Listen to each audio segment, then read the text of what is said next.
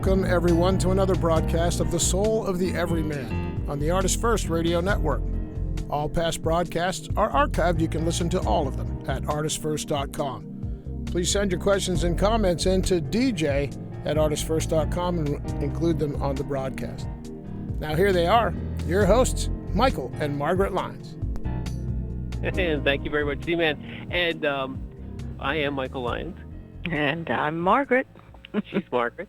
And this is awesome because this is our very first show when we can actually look out the window and still see daylight. Most of the shows we do underwater, or under the cover of darkness, one of those two. No, we've come into the light. Yeah. We've come in, so come with us into the light. All you East Coast people and West Coast people, it's like in the middle of the afternoon. You guys are like completely crazed, I'm sure. But yes, this is our very first 7 p.m. show. And for the folks who are going to wake up at 10 o'clock and wonder where the heck we are, go to those archives, because that's where we'll be. By 10 o'clock, we'll be on the archives. Right, Scott? You promised us. Okay. Okay. Well, in any case, tonight's topic, just to cheer you folks up, because this bright sunny afternoon is all about mortality. Oh my. Oh my.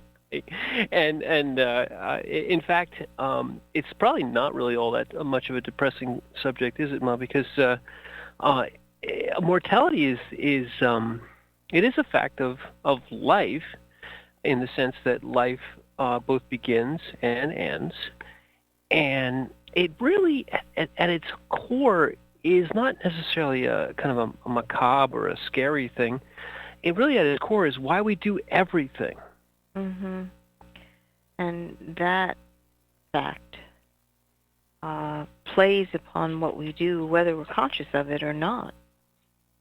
You know, a lot of people, well, I want to enjoy my life. It's why? Because, eventually there'll be a point where this won't be. Right. The fact that life both begins and you have a fullness of life for a period of time, and hopefully it's a long period of time, but then it will end, means that every moment is precious. Right. Because it's not a concept that you really think about too much. I mean, as a small child, your first exposure to even the concept of a beginning and an end is the wake and sleep cycle. It just seems to be practices of opening your eyes and closing them. Mm. And as you get older, you begin to become aware of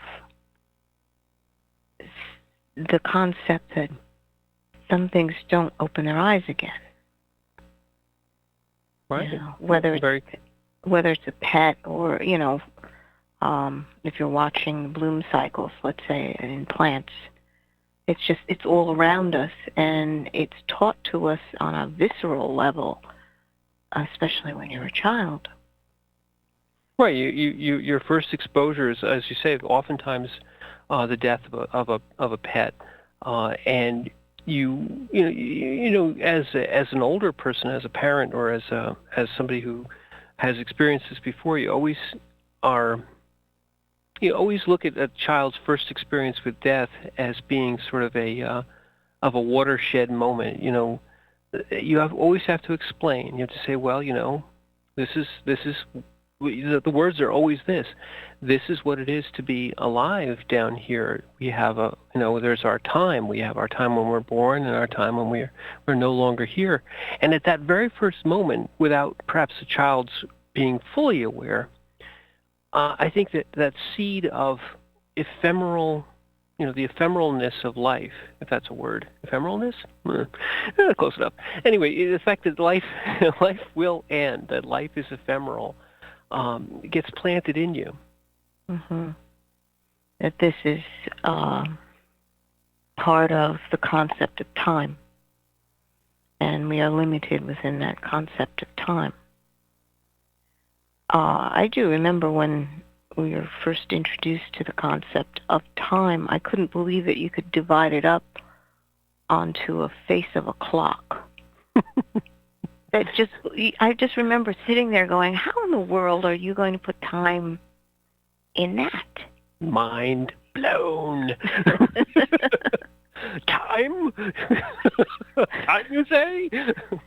Well, it's just, you looked at it like, how can you get all this everything that you've been watching and seeing, and you're going to make it into that two-dimensional thingy on the wall that sort of just goes roundy round? Mm-hmm. Okay. You are a bizarre people. I do not want to be with you anymore. I have had that thought occasionally.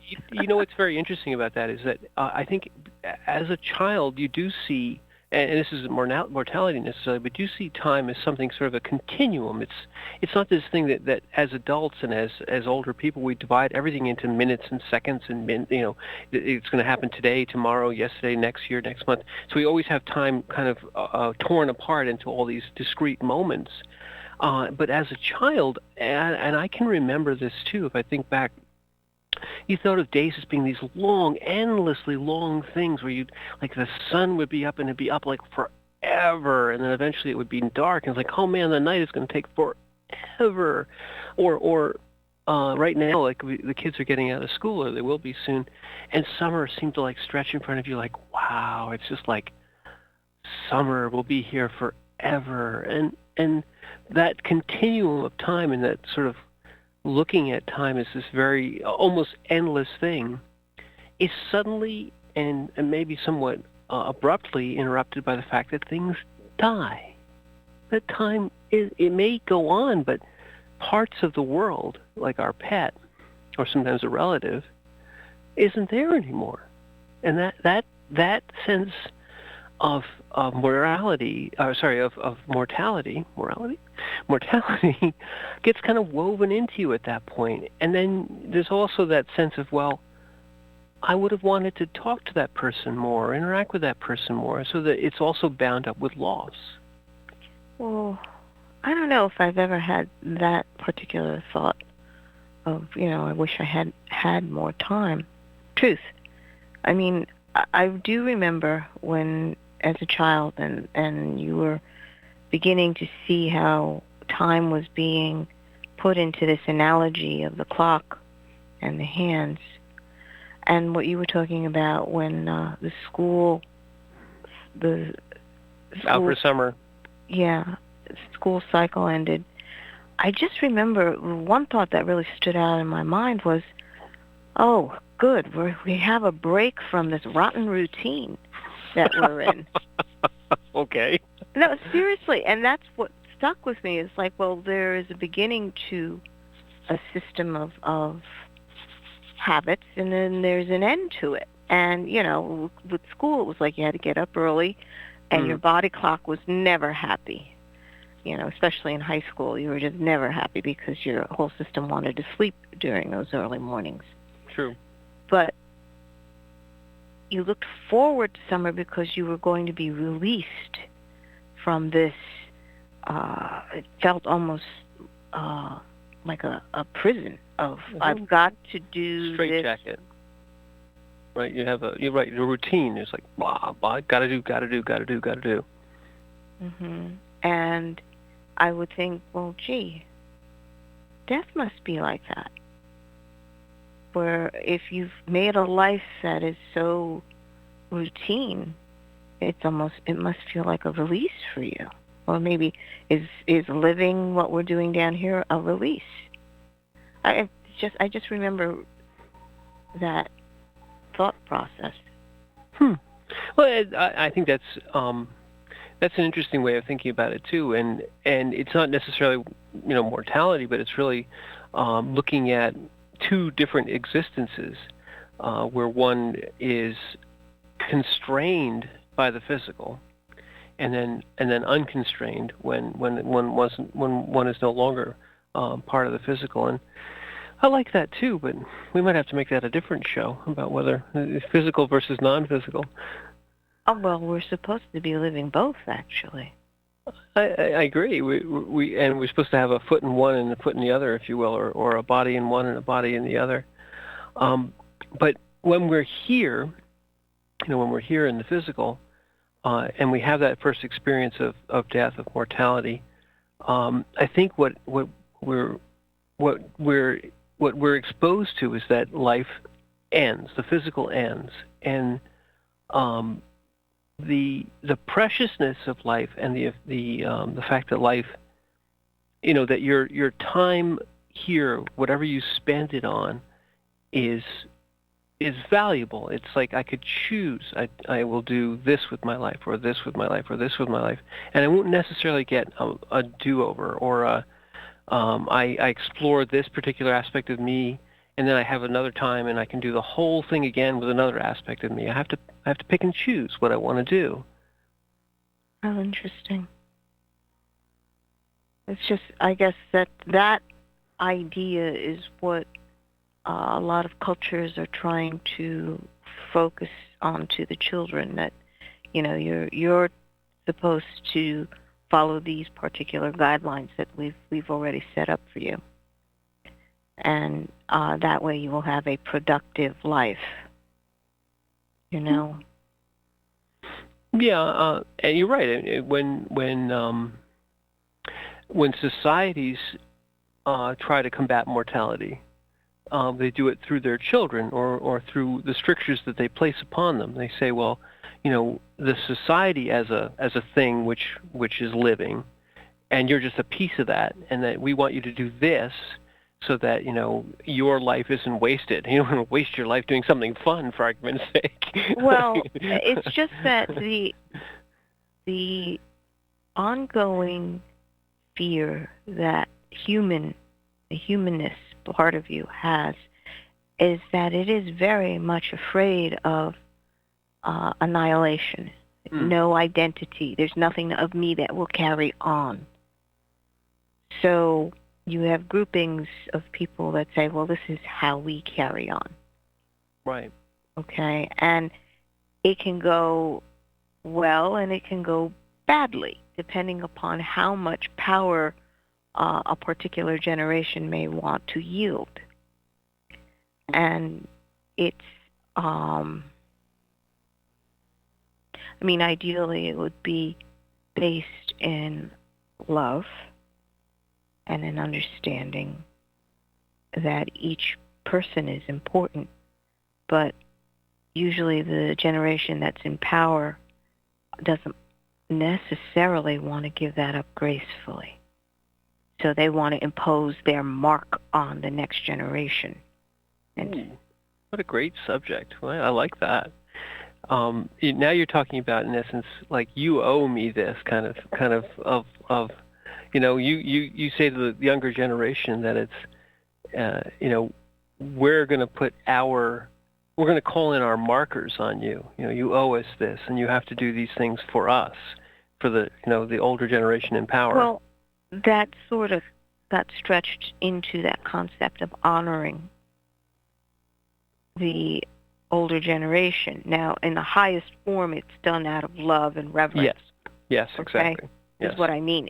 I'm not saying it's an invalid or bad concept. I'm saying that it does get warped, because as long as you have that love connection and truly wish to honor and value the lives that have gone on before you, then that comes to a very pure level. But when it's like, well, our generation is absolutely the best and nobody else has done what we've done, so these are the rules that we're setting up for you guys to continue in our memory. That, I like that. That's exactly right. And also, I think the other side of that is, because we are let's say, just kind of abstract it, one generation gives rise to the next. They are the children of this generation, and that generation that has birthed you says, in essence, that you owe us a debt of two things: of your life, and the fact that we spent our precious resources on you to carry forward our legacy. You know what I mean? Mm-hmm. In essence, what the generation before says to the generation coming up is that, to put it bluntly, we spent our blood and treasure on you, so now you owe us the debt of honoring us as we grow older, of carrying on the work or the kind of things that we impress upon you that are important. And that all is wrapped up in mortality, is because the older generation knows that were they to not, abstract it again, not have any children whatsoever all throughout the world, which sounds like a wonderful idea, but no, it's not a good idea. But no children anywhere else throughout the world. But that would be the final. That would be the last generation, because when mortality expired for all those people never having had any offspring, the world would be empty. So the concept of mortality is intimately tied up with having to create the next generation to carry forward. Right. And frankly, if no one produced children, then it means that humanity is useless. Yes, and it would be not only self-defeating, but it would be almost a cultural suicide. Yeah, it would be annihilation, because there would be nothing of humanity left. Right.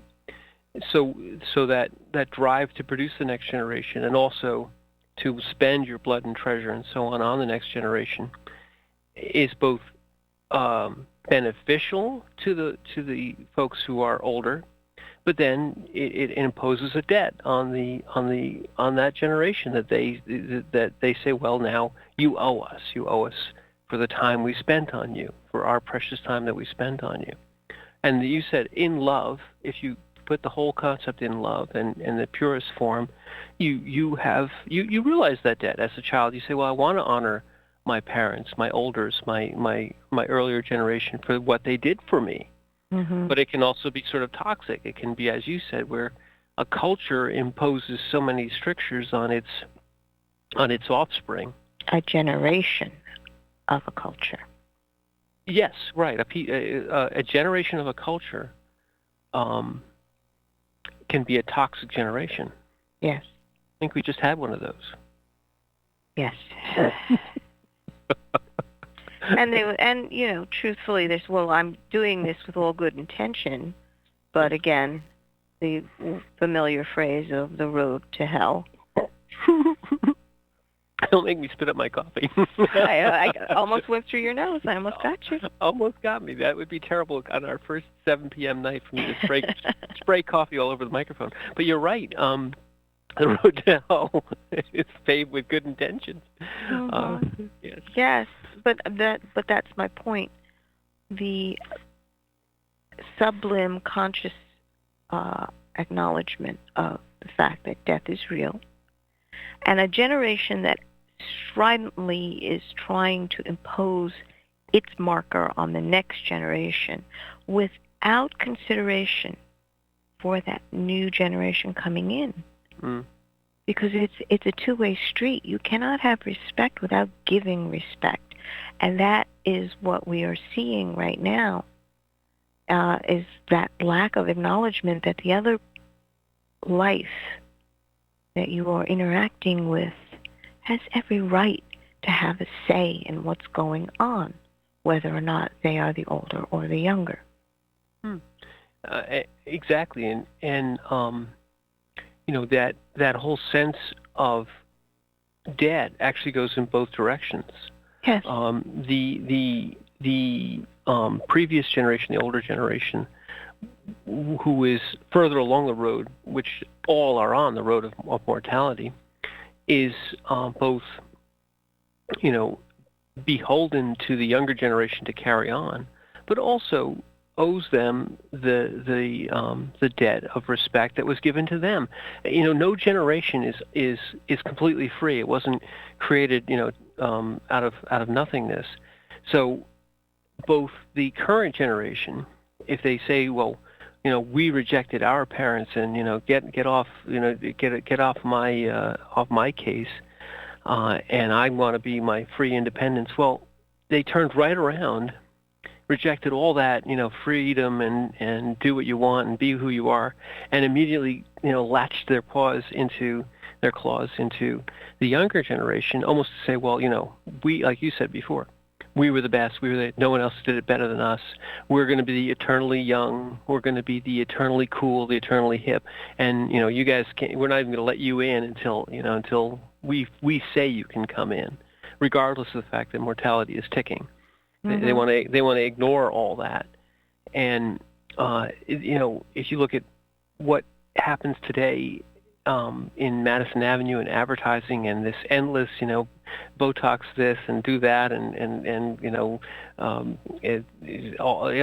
every bit of an article of clothing that they kind of impose on this generation is all about looking endlessly young, endlessly ageless, never going to die kind of thing. And always cutting edge. Oh, exactly. Always hip, always happening, always cutting edge. Well, it's just, you sit there and you're like, this is a mental concept you have of cutting edge, but have you ever truly looked into a mirror, or worse yet, a 360 mirror? Have you seen what you look like from the backside? This is a kid's show. It's a kid-friendly show. We're not. I didn't say anything bad. No, but the images are bad. It depends on the person's imagination. Yes, people, stop your imaginations right now. This is terrible. But to get back a little bit to the theme of what we're talking about, the fact that a human life is finite is also, why we create what we create. You don't just have the next generation to carry your legacy forward. You have your works. You have, the things that you do that are remembered by people who know you and by people who don't even know you if you achieve a certain level of fame. The works that you do, the good works that you do, or even the notorious works that you do that carry on your name and your stamp into the future, are all driven by that sense of mortality. Your the desire to create beautiful things, beautiful art, beautiful structures, beautiful, Well, it's the concept of touching into what is immortal, okay? And art has a tendency to allow for an expression of touching into the immortal. Now, that's only, art is relevant only if humanity continues to exist, because you need to have a human to appreciate what another human has done. Okay? And that's the one thing that most people forget. They just assume that, I'm going to live on, forever in this piece of artwork or music or whatever, and it's like, it is long, but it's fleeting, to quote Longfellow. Mm-hmm. Well, in the sense of when you look at it as against forever. Mm-hmm. Against forever. And when you look at, when you truly understand that there's an aspect to you that truly is immortal, it doesn't die. Art is a tool that can allow you to begin to get a perspective of how vast your spirit actually is. Because your spirit is what drives art forms. It is the impulse to try to express a feeling or a concept in this moment in time and space. And the most beautiful and the most powerful pieces are done because the artist himself was caught up in that expression. And creation just bursts forth. And it's just amazing when you see it. But that is really that part of you, because the human part knows it's just not going to be able to last forever. and we see it every day as you watch your body change. And yes, people do fight that, but it's like, it's going to change. Right, and I think not accepting that or not understanding that at a level where you internalize it and pretending that it's not happening is not healthy. It's not reality. And to go back to your earlier point, when an artist or when anyone touches into the eternal, into the divine, into the aspects of you which aren't limited to the physical, and then in essence expresses it in the physical, another person, another time-limited human person with a human ephemeral life sees that and can feel the echo of the divine that came in. And I think that's the soul and the heart of what makes any art piece great, whether it's a book or an art, it's something that's created in a picture.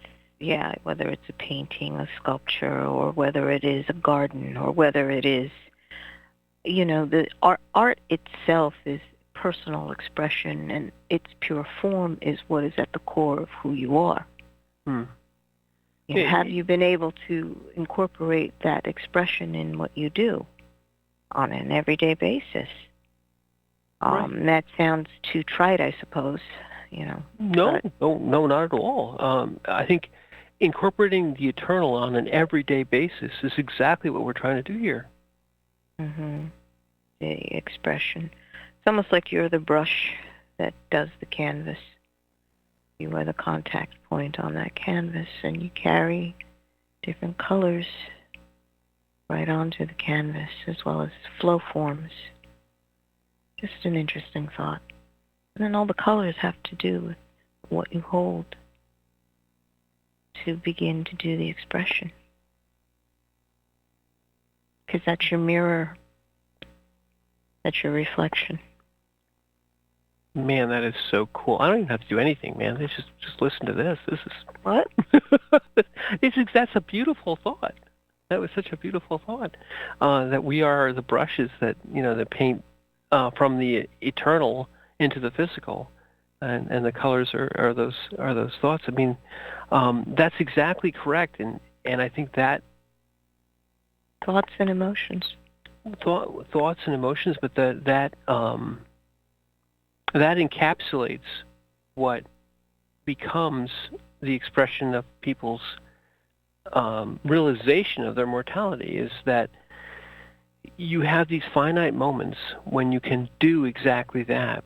And if you surrender yourself to it, if you allow that expression where the part of you which is eternal can, in essence, be brought into the physical and reflect in what can't be forever, because even any ephemeral thing, no matter what it is, a mountaintop, it all is going to erode to nothing.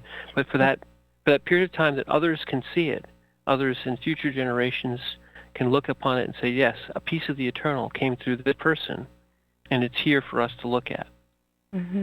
And actually, at that point, it makes the concept that you understand that this will end eventually makes the experience more beautiful. Exactly. Like, it really is like appreciating the bloom of a flower. Or, for argument's sake, the first half of a radio show. Oh, are we there? Because we are at the semi-mortality of the first 7 p.m. show of the Soul of the Everyman. We're going to take a little studio break, and then we will be resurrected into the second half hour.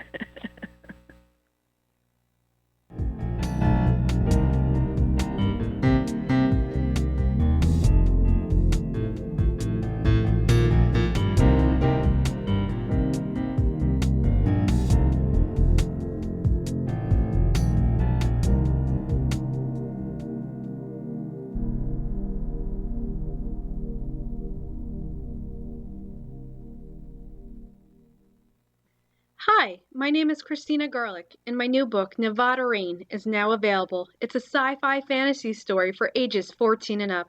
I hope you check it out, and of course enjoy. Also, you're listening to the ArtistFirst radio network that has a station for everyone. There is a Reaper is the story of 5-year-old Christopher Aaron and his life-changing struggle with leukemia. Winner of both the Indie Bragg Medallion as well as the reader's favorite silver medal for memoir, There is a Reaper has more than 100 Amazon book reviews and a 5-star rating. It has been described as life-changing, spiritual, a must-read. Just released on Audible and iTunes, this memoir is also available in paperback and on Amazon Kindle for only 99 cents. Get your copy of this life-changing memoir today. Get ready, Jade. I've got a surprise adventure you're going to love. Really? We're going to swim with Sally the tiger cub. Even get a photo with her that you can share with all your friends. I don't want to go, Mom. You feel all right, Jade? I thought you'd love this. I'm okay, but I feel terrible for those poor tiger cubs. Did you know that they're stolen from their mothers the day they're born? What? Yeah.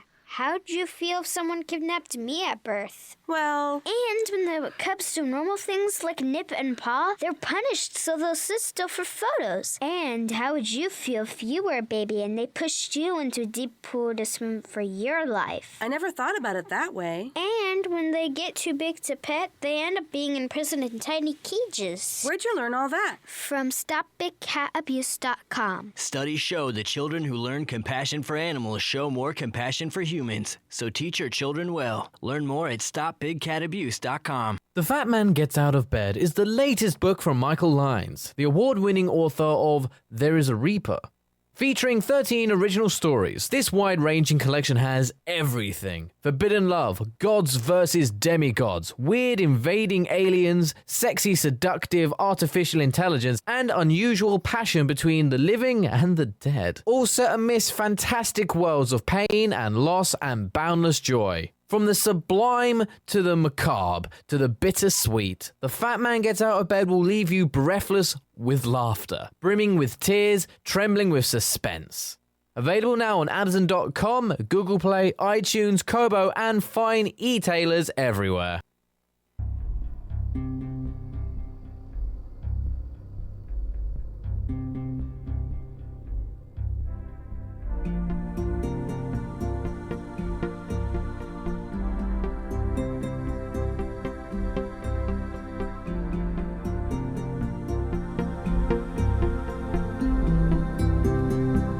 Thanks for joining us on The Soul of the Everyman on the ArtistFirst Radio Network. Back to your hosts, Michael and Margaret Lyons. Thank you very much, Seaman. And thank you very much for joining us again on the second half hour of The Soul of the Everyman. And tonight's show, we're talking about mortality. Not morality, because we would never talk about morality. Mortality.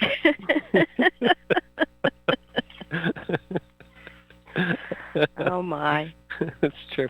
And we spent a little bit of the first half hour talking about, in essence, the fact that once you realize, and as a child you get introduced to the concept of a limited time of life, a lifespan on this earth, that it gives rise to many things. It gives rise to some of the cultural sort of tension between the older and younger generations. It gives rise to both the value of what you spend your time on, whether you want to, why you go and do things that you do because they please you, because you say, well, I want to enjoy my life now. And it also gives rise to, to things like expressions into the eternal, expressions of art and of in essence, channeling the internal part of us into the physical. Right. And how one can leave a mark or a legacy for the next generations. And it is a very deep need that we all have to be able to pass something on. Mm-hmm. I believe in the Jewish tradition, they recommend 3 ways to leave a legacy or satisfy that need for continuance. Mm. And I think the first one is plant a tree. Mm-hmm. The second is write a book. Mm-hmm. And I believe the third is have a child. Right, which is the bad advice part of it, Write another book is what I would say. Write 2 books. It'll be better. No, that's not true. Children are truly our legacy. And when we talk about mortality, or morality, because children come in with that too, but no. When we talk about mortality, I can't keep getting those two confused. We are really talking about the need to have a next generation, both personally, because you, in essence, carry yourself, or you carry yourself and your mate together in these children that you have forward into the next generation, into the future. It's a recognition of the fact that you will not be around forever. And so the lessons that you pass on to these children both reflect who you are. It should also reflect who they are. And it should give them a basis and a firm understanding and a grounding in the way life is, from your perspective. So, philosophy, the way you live your life, is also bound up into a mortality, because, the things that we do that define who we are or how we interact with others are because we don't get endless numbers of mulligans and redos and retries. Things that you do that affect other people's lives in a negative or positive way have lasting, sometimes lifelong effects. Mm-hmm. And just being able to participate. I mean, when you think of it, our experience down here, it has to do with relationships between us and not just other people, but your environment in general, situations that you're born into, and experiences that bring you into these larger forums. You go to school, and that's one large grouping. You continue on with even larger organizations and groupings. And it's interesting because it shows you the various ways that humans form organized relationships. In the workplace, let's say, it's all based on trying to get a certain company up and running, whether it's product-based or service-based, or it doesn't matter. But the idea is to coordinate so that the prime purpose of this is to make sure that this company grows, prospers. When you look at, and you do that with your family, actually, too, because you're trying to find ways in order to help facilitate all the members in growing and maturing as broadly as possible, and so that they can be released and go do whatever it is they've got to do. It's not this, you've got to always come back to the family and I'll tell you what you need to do next. And that's different, though, because different cultures look upon that very differently. Well, and the two concepts I want to unpack is we just kind of open both of them. In a family, the interesting thing about a family is it also is sort of related to mortality, because in essence, your blood, is the relationship that some other people have to you, in the sense that you've put your time, your essence, into creating or into giving birth to these new people, and that their success, their well-being is intimately tied to your legacy, your future, the fact that you individually are not immortal. And similarly with a company or with any kind of larger endeavor, to the extent that you dedicate some portion of your life and your time, you expect two things. You expect to be remunerated for that time.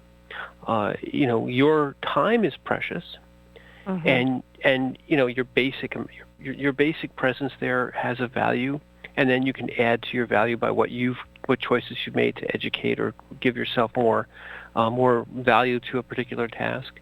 But then when you organize it towards a goal, and make that goal something which requires your time and your expertise, you expect to be compensated for your time and your expertise, because you've spent some of your precious mortality, some of your precious life learning a skill or dedicating it to this endeavor.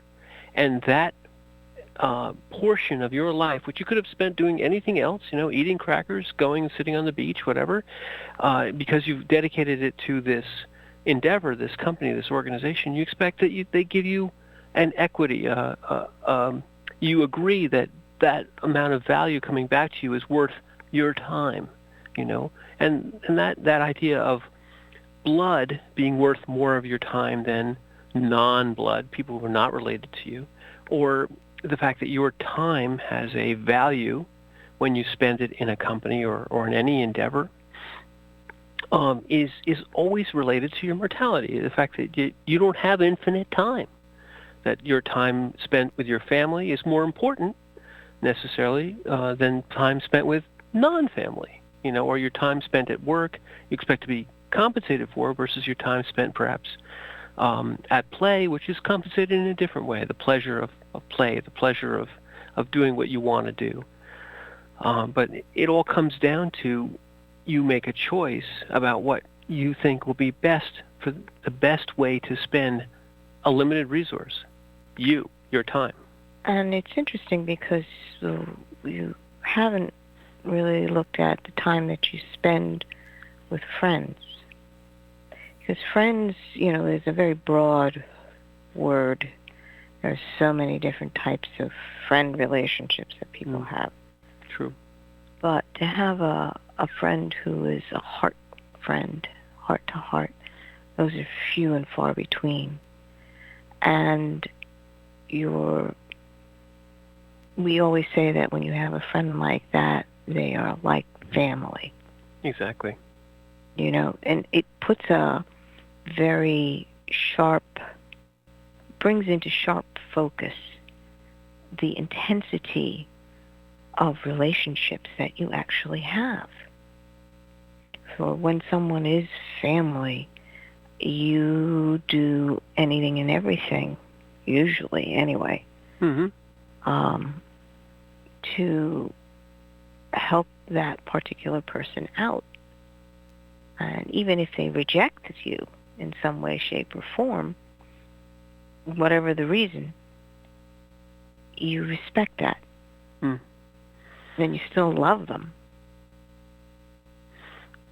I think it's right there is also a nice clear concept, is that family or friends who are like family have a claim on a portion of your life. They have a claim on your time. Friends and family, or friends who are like family and family, say something comes up and they're in trouble or they need help. They know, without even asking, that help will be there, that someone else will dedicate a portion of their precious time, their precious mortality, to helping them deal with this issue. And it's never more clearly given an example than when you have, let's say, a birth or a death or a wedding or these precious life events. Who do you share them with? You share them with people who are your blood friends or your blood relations, or your friends who are like blood, and that bond of time, both time that you will spend with them and time that they would spend with you, is time that is coming from their lives. It's precious beyond measure, because it's time that they can claim at any point. You've got a blank check. You need me, I'm there. To your friend or to your family, you go. You need me, I'm there. Your needs are as important to me as my own time. Your time is important to me as my time. Your life is my life. My life is your life. That kind of thing. And it's an old concept, because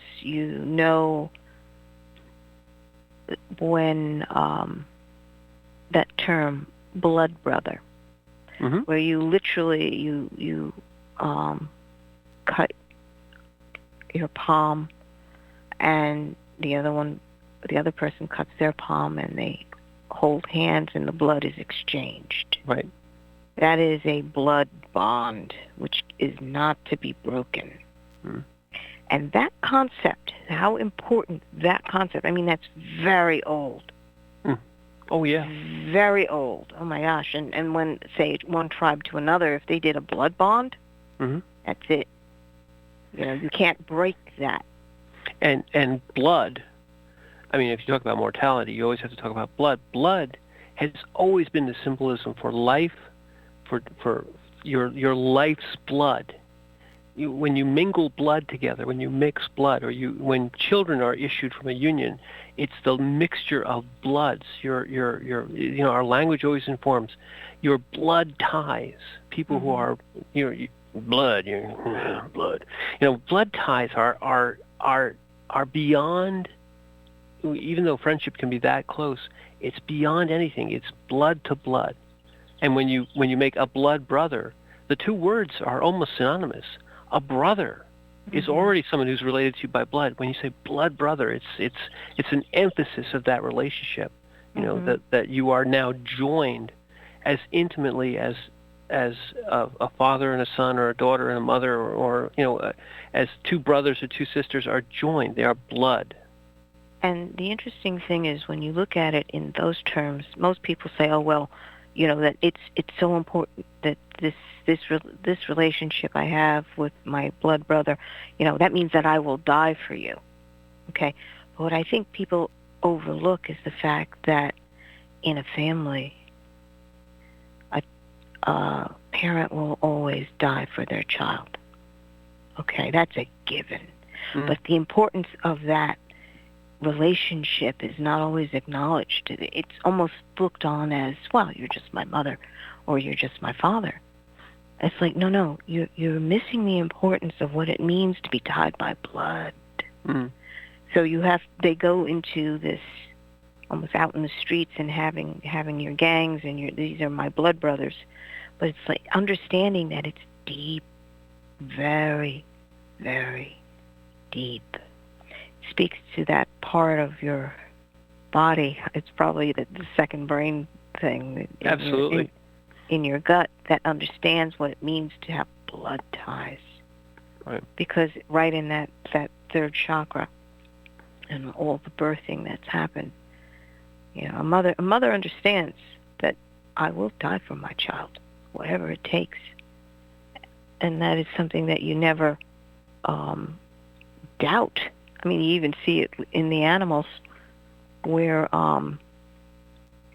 you don't mess with a bear cub, because mama bear is going to be somewhere nearby.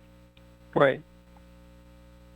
And that's actually exactly the opposite, not the opposite, but the converse of that is exactly true too. When you say blood ties, it means you also will live for them versus just die for them. You know what I mean? Mm-hmm. Yes, indeed.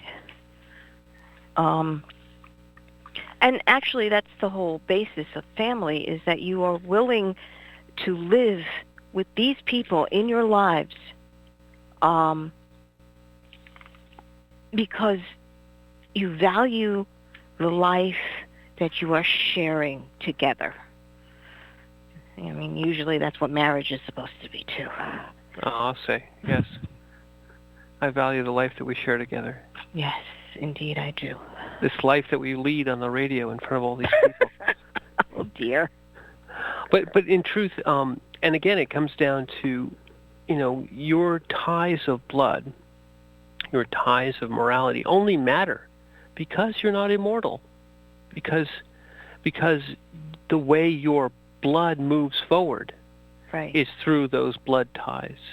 Well, that's the physical aspect of you. I mean, the core of you understands that you are immortal, that spirit aspect. But it's participating in a limited universe. This is the experience of what it means not to be immortal. Exactly. The physical. I don't mean to deny that we are immortal and mortal and immortal beings in one, which is the essence of humanity. But the fact that in the physical, you have a limited existence, limited participation here. Those blood ties to you are more precious than those who are not. We all have a common humanity. We all can see, and there have been many cases where people who are not related by blood, maybe not even related by friendship, but they are tied together by humanity, will sacrifice, do great things for another life. So life itself, because of the fact that I know I have a limited life, and I see someone else in danger of losing their precious spark, and that inspires me to lay everything I can to try and save that life, put my own life, my own ephemeral spark in jeopardy to try and save the life of a stranger. Why? Because we recognize the echo of ourselves in that other's limited life. So mortality doesn't just tie you and I or you and your kids together. It ties all of us together. We are all ephemeral, so therefore we honor the spark. That's why murder and things that damage another's life and life quality and take a life away are so aberrant, and they're crimes, and we see them as affronts to our humanity, because we know how precious life is. Right.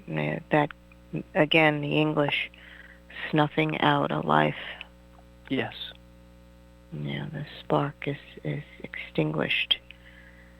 And that speaks at a very visceral level. The revulsion, as well as for a lot of people, it's like, well, that means that someone has that much malice in them to want to be able to do that. And that is incomprehensible for most of us. You don't want to take another person's life ever. Ever. And yet those who do, we find them to be, we want to expunge them from society. We want to protect ourselves from them, because we find that energy, the energy that will so casually deprive another of their life, of something which is so precious and already so ephemeral. We find that those people are to be punished, separated. Well, separated, first of all, because they have shown that they will not respect another life. Exactly. And so, therefore, they need to be separated. It's almost like a cancer. Cancer doesn't care. It really doesn't care. It just wants its own continuance, so it will destroy the host that it happens to be in. Right. Viruses do that too. Right. Bacteria. And, when we talk about societies, when we organize a society, we always organize those societies around the concepts of mortality, because the things that we call crimes in society, crimes where you injure, or you would kill, which is the most, or even taking away somebody's property, because the things which we own and which we have in our lives are the result of us spending a portion of our precious mortality gathering that thing, building that home, or building that whatever the object is, or working hard at something and then being able to possess an object. Those objects acquire value because we've spent our time making them, and then someone would just remove it from our possession without giving us anything in recompense for our time, or injure us in such a way that our lives are either made less or made shorter, or take a life away. Those are all the crimes that we organize our society around, or rather the rules that we organize our society around, and breaking them is a crime because of our precious, limited time here. Mm-hmm. And that commonality, the commonality of what it means to be human. Just understanding that awareness alone that humans understand that their life ends. And there's nothing else that understands that in this world. Exactly. And this is something that is a basis of consciousness and understanding that, at least in the Asian cultures or the Oriental, acknowledging that human consciousness is at a different level than any of the others. And I know in Buddhist tradition that is true. Mm-hmm. Human consciousness, the sentience, which is the awareness, only comes when you are in human form. And humans do not behave like animals for the most part. Yeah. Because we've organized into societies and cultures, which is interesting. Okay. There are not societies of different animals. I mean, you do have groupings of primates, let's say, and herds of all sorts of things, but there's not a culture that has developed around it. Right. And I love the Buddhists. They respect all life. In fact, any Buddhist will say, if they could prevent any injury to any life, the lowest form, the bug, all the way up to the grass, whatever, all the way up to any other human being, all life is precious, one of the tenets. But sentient life which has awareness, life which is aware of itself, a life which understands that it is ephemeral, is separate and apart. Even in this Buddhist pantheon of all life is precious, but the sentient life, the life which can become enlightened, which understands, is the point at which you can then develop into, the enlightened one. But from any of the other forms, you can only work your way up to, the point where you understand sentience and understand that life is ephemeral. Right. And sentience, actually, if you're looking at especially the Tibetan Buddhist world, you have that wheel of existence, and you are supposed to grow in sentience up from, the small blades of grass on up through the trees and the animals into human. And then they do have another realm, which is their heroes and gods and goddesses, warriors and whatnot. But in order to progress in that soul evolution, you must return to the human form. Most people think, well, if you've gone up to gods or goddesses, then, that must be good. Isn't that what they're talking about? It's like, no, you don't understand. In order to progress your soul and make headway in a loving relationship with everything around you, you must be human. You have to become the soul of the everyman. Yes. You have to learn what it means to be that large, all-encompassing, loving unconditionally soul of every man. Indeed you do. And that is a wonderful place to end this first show at 7 p.m., The Soul of the Everyman, because I'm Michael Lyons.